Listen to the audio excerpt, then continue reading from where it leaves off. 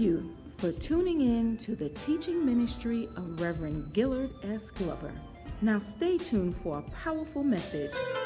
The writer of the book of Acts makes clear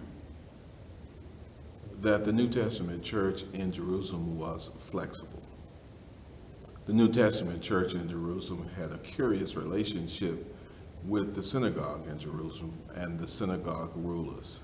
Sometimes things were comfortable, even so comfortable that the New Testament church met in the facilities of the synagogue rulers, but sometimes things became a little difficult, a little tense between the synagogue community and the New Testament church. That was especially true as people began to leave the synagogue and to join the New Testament church. That antagonism increased among the time and the reign of Herod Agrippa, but the church was flexible. Herod arrested many members of the church, but the church went underground and prayed to God. Herod caused James to be executed, but the church went underground and prayed to God. Herod incarcerated Peter in preparation for his execution, but the church went underground and prayed to God, and Peter was released and reunited with the people. Herod, in a fit of anger, caused all of his soldiers who were guarding Peter to be executed, and then he went to Caesarea, where he was celebrating a festival for Claudius. There, in the midst of the festival, he accepted praise that only belonged to God, and he was punished, and he was killed, and he was replaced. His replacement did not have the same affinity that Herod Agrippa had toward the Jewish community. And so things loosened up for the church, and the church in Jerusalem began to grow again and expand again. But now we see the focus of the church and the focus of the church growth switched from Jerusalem to Antioch. The church at Antioch was quite different from the church at Jerusalem. The mission of the church at Antioch was quite different from the church in Jerusalem. The church in Jerusalem had a target market, which was particularly and predominantly Jews who accepted Jesus as the Messiah.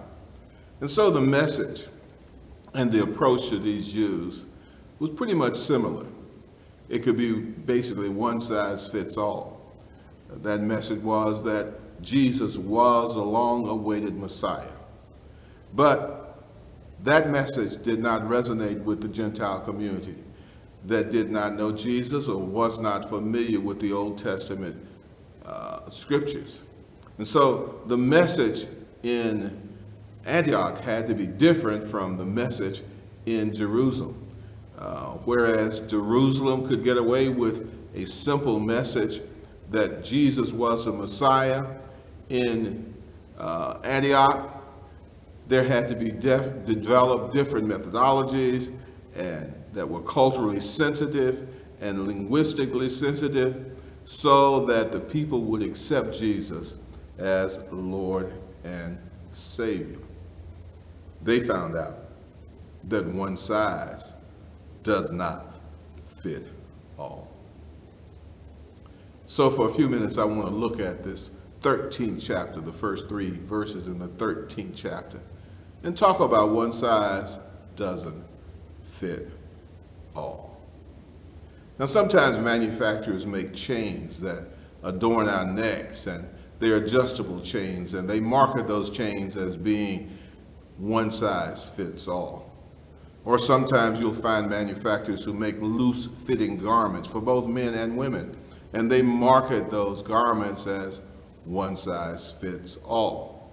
In the military, there's a standard issue, and that standard issue is adjustable, but basically one size fits all. But that really does not work in the Church of Jesus Christ, particularly a church that is mission-minded and is targeted for a multicultural audience. So we find in that first verse of the 13th chapter that there were multiple ministers in the church at Antioch. The text says that there were both teachers and prophets. Curious that the gift of prophecy was operating strongly in the church of Antioch. Two separate functions. First of all, the teacher is constrained by the document from which he preaches. The teacher cannot go beyond the text. The teacher should not go beyond the text. He can exegete, he can elaborate based upon historical factors, but he's limited to the text. And from that text, he builds up people in the faith. From that text, he catechizes his congregants. From that text, he builds up a foundation in the faith for those who are listening to him. But the quite different for the prophet. The prophet is not limited to a text. The prophet is not limited to a scripture. The prophet relies upon direct revelation. That's why we see in verse 3 when the church is called to set aside Barnabas and Saul. It is a prophet who receives this message, not a teacher. The church, mission-minded churches, make room for multiple ministers. That's why in Ephesians, Paul talks about in the church of God there are apostles and pastors and preachers and teachers and exhorters, all for the building up of the faith. We must learn, if we're mission-minded, to use both ordained and lay ministers to do the work that needs to be done. Somebody has to preach, and somebody has to teach, and somebody has to nurture, and somebody has to support, and somebody has to visit. And there's a role for everybody if we would stay in our lanes and not get out of our role. That's why the old folks used to say, if you can't preach like Peter, if you can't pray like Paul, then go and tell your neighbor he died to save us all. Mission-minded churches make room for multiple ministers. Not only that, mission-minded churches are multicultural. The church at Antioch was multicultural. It was focused not just on one ethnic group. It was focused on evangelizing the whole world. And so it had a multicultural leadership. There was Barnabas, who was a Jew from Cyprus. There was Simeon, a dusky brother from North Africa. There was Lucius, another brother from North Africa, who hailed from around Libya. There was Manaen, who was an aristocrat, rumored to be the foster brother of Herod the Great. And then, of course, there was Paul, a multilingual, very talented lawyer. All of these people worked together in harmony to focus on bringing the word to varied and sundry people within the Gentile community. Barnabas could talk to persons around Palestine who didn't grow up Jewish.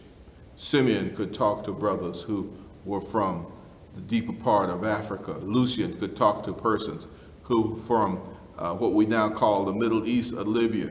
Manaen could talk to people who were wealthy and aristocratic. And Paul, being a citizen of Rome and a speaker of 7 different languages, could talk to anyone and everyone on the mission that God had for the church.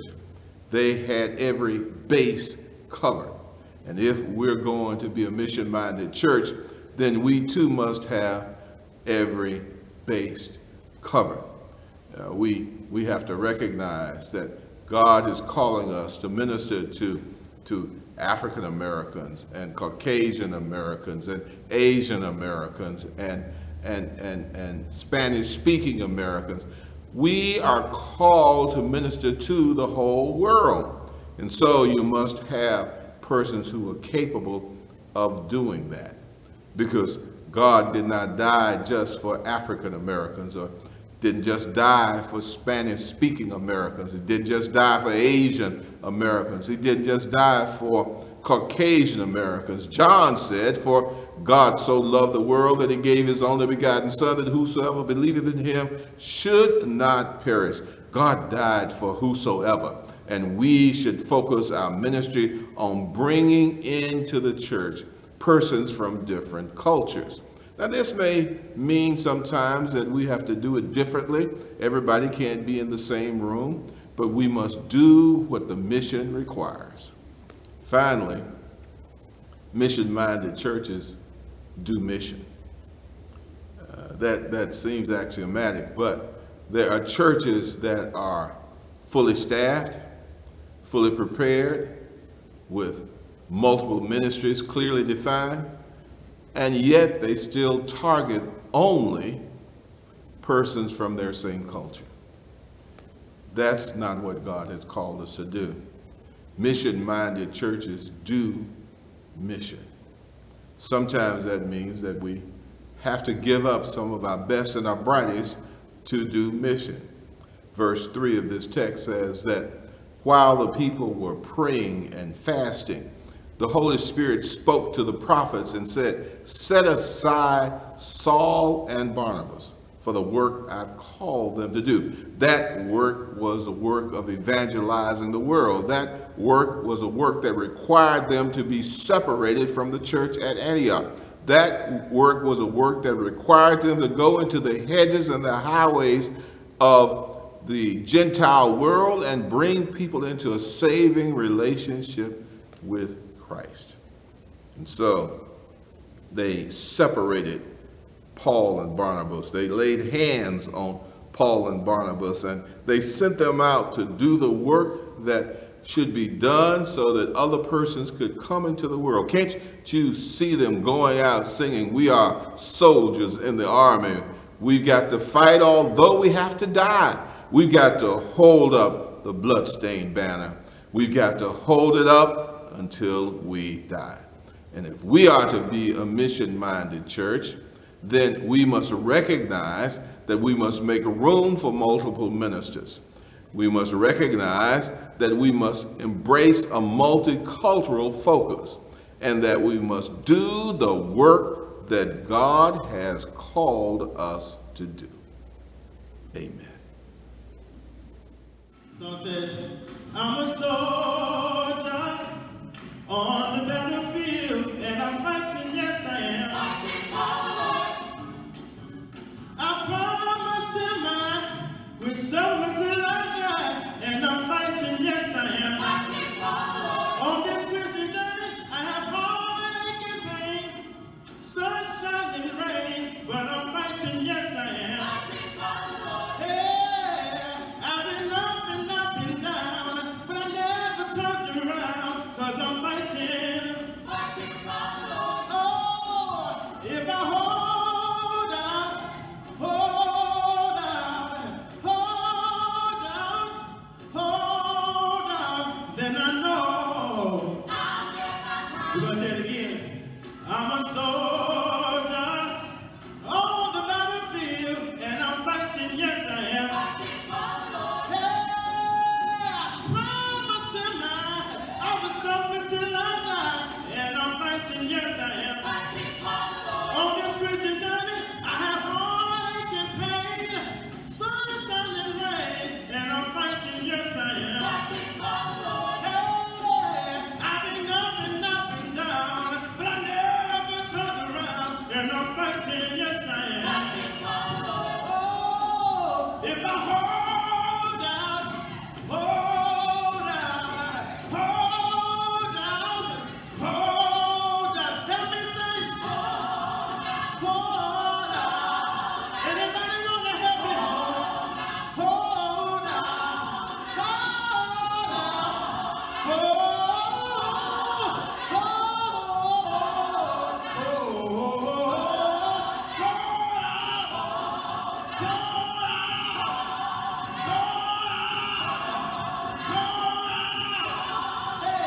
then I know